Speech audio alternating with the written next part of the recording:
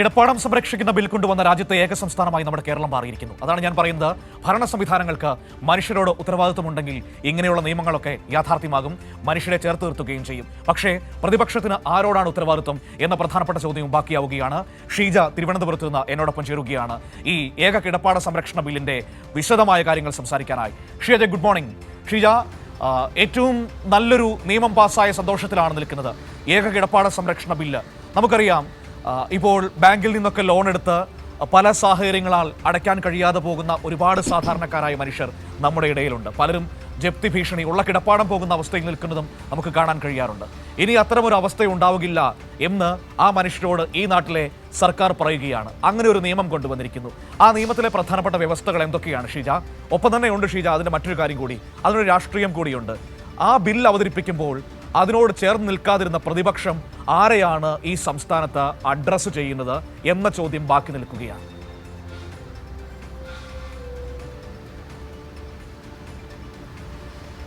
Good morning Manu. തീർച്ചയായും ഒരു പുതിയ നിയമം, ആ നിയമം എന്ന് പറയുന്നത് സാധാരണക്കാരനെ കൂടുതൽ കരുത്തു പകരുന്ന ഒരു നിയമമാണ്. ആ നിയമം ബില്ലായി അത് നിയമമായി മാറിയതിൻ്റെ ഒരു മുഹൂർത്തത്തിൽ തന്നെയാണ് നമ്മൾ ഇപ്പോൾ നിൽക്കുന്നത്. അതിൻ്റെ ഒരു സന്തോഷം നമുക്ക് മലയാളികൾക്കെല്ലാം തന്നെയുണ്ട്. കാരണം ഇന്ത്യയിൽ തന്നെ ഏക സംസ്ഥാനമാണ് ഏക കിടപ്പാട സംരക്ഷണ ബില്ല് അവതരിപ്പിക്കുന്നതും അത് ഇപ്പോൾ പാസ്സായി ഗവർണർ ഒപ്പുവെച്ച് നിയമമായി മാറിയിരിക്കുന്നതും. അങ്ങനെ ഒരു പ്രത്യേകത കേരളത്തിനുണ്ട്. അതിൽ ഏറ്റവും പ്രധാനപ്പെട്ട കാര്യം എടുത്തു പറയേണ്ടത് 2021 അതായത് രണ്ടാം പിണറായി സർക്കാരിൻ്റെ ആദ്യ മന്ത്രിസഭാ യോഗം നിരവധി നിർണായക തീരുമാനങ്ങൾ കൈക്കൊണ്ടിരുന്നു. അതിൽ ഏറ്റവും സുപ്രധാനമായ കാര്യമായിരുന്നു നമ്മുടെ സംസ്ഥാനത്തെ അതിദാരിദ്ര്യരിൽ നിന്നും മുക്തരാക്കുക എന്നുള്ളത്. അത് നമ്മൾ അച്ചീവ് ചെയ്തിരിക്കുന്നു. അത് നവംബർ 1 കേരള പിറവി ദിനത്തിലാണ് അതിൻ്റെ പ്രഖ്യാപനമൊക്കെ നടന്നത്.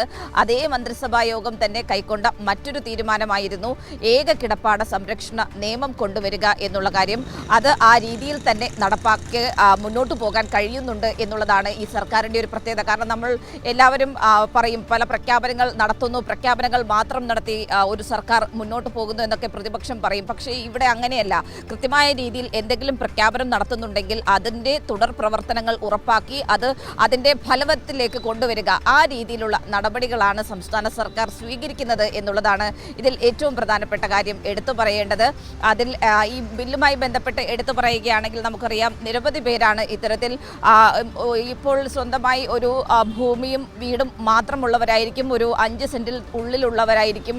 അത് എന്തെങ്കിലും അത്യാവശ്യങ്ങൾക്ക് അവരുടെ മക്കളുടെ വിവാഹമോ അല്ലെങ്കിൽ പഠന ആവശ്യമോ ചികിത്സയുമായി ബന്ധപ്പെട്ട കാര്യങ്ങളോ അങ്ങനെയുള്ള ആവശ്യങ്ങൾക്ക് വേണ്ടിയായിരിക്കും അവർ ബാങ്കിൽ വായ്പ എടുക്കുന്നത്, ഈ ഭൂമി വെച്ചുകൊണ്ട് വായ്പ എടുക്കുന്നത്. പക്ഷേ ചില സാഹചര്യങ്ങളിൽ അവർക്ക് ഈ തിരിച്ചടവ് മുടങ്ങുന്നു. പ്രത്യേകിച്ചും സ്വകാര്യ ധനകാര്യ സ്ഥാപനങ്ങളൊക്കെ ആകുമ്പോൾ പലിശ ഇരട്ടിയാക്കുന്നു. അവർ വലിയ തോതിൽ പ്രതിസന്ധിയിലാകുന്നൊരു സാഹചര്യമൊക്കെയുണ്ട് തിരിച്ചടവ് മുടങ്ങുന്നൊരു ഘട്ടത്തിൽ. അപ്പോൾ പിന്നീട് അവർക്ക് അത് തിരിച്ചെടുക്കാൻ കഴിയാത്തൊരവസ്ഥയിലേക്ക് പോകുന്നു, ജപ്തിയിലേക്കടക്കം നീങ്ങുന്നു. അത് നിരവധി തവണ നമ്മൾ കണ്ടിട്ടുള്ളതാണ്. കാരണം ഈ സഹകരണ ബാങ്കുകളിൽ നിന്ന് എടുത്തിട്ടുള്ള വായ്പകളിലൊക്കെ ആണെങ്കിൽ സംസ്ഥാന സർക്കാർ ആ രീതിയിൽ ഇടപെടൽ നടത്താറുണ്ട്.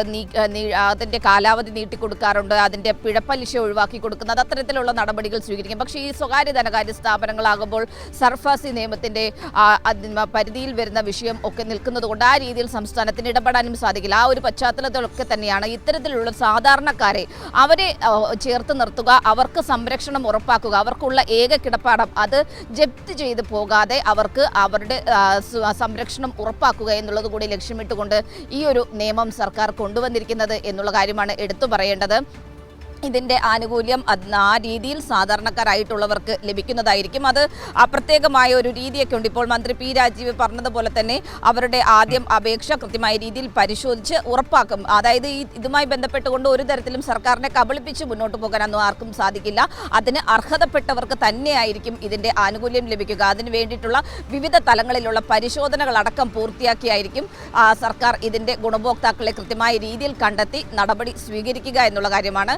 അത് ആ നിയമവുമായി ബന്ധപ്പെട്ടുള്ള കാര്യമാണ്. അതേസമയം തന്നെ എടുത്തു പറയേണ്ടതാണ്, ഈ നിയമനിർമ്മാണത്തിൽ ഒരു തരത്തിലുള്ള റോളും സംസ്ഥാനത്തെ പ്രതിപക്ഷം വഹിച്ചിരുന്നില്ല എന്നുള്ള കാര്യം. കാരണം നമുക്കറിയാം, കഴിഞ്ഞ നിയമസഭാ സമ്മേളനം അനാവശ്യമായി പ്രതിപക്ഷത്തിന്റെ ബഹളത്തിൽ നിരവധി നിർണായകമായിട്ടുള്ള ബില്ലുകളുടെ ചർച്ചയാണ് ഇല്ലാതെ പോയത്. ആ ബില്ലുകൾ ചർച്ചയ്ക്കെടുക്കുന്ന ദിവസങ്ങളിൽ പ്രത്യേകിച്ചും മന്ത്രി പി രാജീവ് പറയുന്നുണ്ടായിരുന്നു, സ്പീക്കർ പറയുന്നുണ്ടായിരുന്നു, ഏക കിടപ്പാട സംരക്ഷണ ബില്ലടക്കമുള്ള നിയമങ്ങൾ നമുക്ക് പാസ്സാക്കേണ്ടതുണ്ട്, നമുക്ക് ജനങ്ങൾക്ക് ഉപകാരപ്രദമാകുന്ന നിരവധി വിഷയങ്ങൾ നമുക്ക് ചർച്ച ചെയ്യാനുണ്ട്. ഈ ബില്ലിലൊക്കെ കൃത്യമായിട്ടുള്ള ചർച്ചകളിൽ പ്രതിപക്ഷത്തിന്റെ അടക്കം പങ്ക് ആവശ്യമുണ്ട്. അപ്പോൾ നിങ്ങൾ ഈ ബില്ലിന്റെ അവതരണ വേളയിലെങ്കിലും സഭയുമായി സഹകരിക്കണമെന്നൊക്കെ മന്ത്രിയും സ്പീക്കറും ഒക്കെ പറയുന്ന നമ്മൾ കണ്ടിരുന്നു. പക്ഷേ ഇതൊന്നും ചെവിക്കൊള്ളാൻ പ്രതിപക്ഷം തയ്യാറായിട്ടില്ല. ഇത്തരത്തിലുള്ള സുപ്രധാനമായ ഒരു ബില്ലുകളുടെ നിർണായകമായിട്ടുള്ള ചർച്ചകളിൽ ഇത്തവണത്തെ കഴിഞ്ഞ സഭാ സമ്മേളന കാലയളവിൽ അവർ പങ്കെടുത്തിരുന്നില്ല എന്നുള്ളത് ഏറ്റവും പ്രധാനപ്പെട്ട കാര്യം തന്നെയാണ്. അപ്പോഴാണ് മനു ചോദിക്കുന്നത് പോലെയുള്ള ചോദ്യങ്ങൾ പ്രസക്തിയാകുന്നത്. ഇവർക്ക് ആരോടാണ് ഉത്തരവാദിത്വമുള്ളത് സംസ്ഥാനത്തെ പ്രതിപക്ഷത്തിന് എന്നുള്ള കാര്യം. കാരണം സാധാരണക്കാരൻ്റെ ആവശ്യങ്ങൾ അത് ചർച്ചയാകുമ്പോൾ അതിൽ പങ്കെടുക്കുന്നില്ല.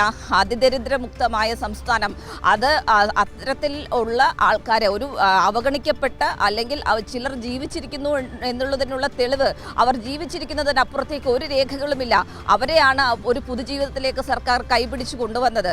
അതിൽ ഭാഗമാകുന്നില്ല. അങ്ങനെ ജനങ്ങളുമായി നേരിട്ട് ബന്ധപ്പെടുന്ന ഒരു വിഷയങ്ങളിലും സർക്കാരുമായി സഹകരിക്കാത്ത ഒരു നിലപാട് സ്വീകരിച്ച് മുന്നോട്ട് പോകുന്ന പ്രതിപക്ഷത്തെയാണ് ഇവിടെ നമ്മൾ കാണുന്നത്. ആരോടാണ് അവർക്ക് പ്രതിബദ്ധതയുള്ളത് എന്ന് ചോദിച്ചാൽ അത് ഇവിടെ ചോദ്യചിഹ്നമായി തന്നെ അവശേഷിക്കും മനു.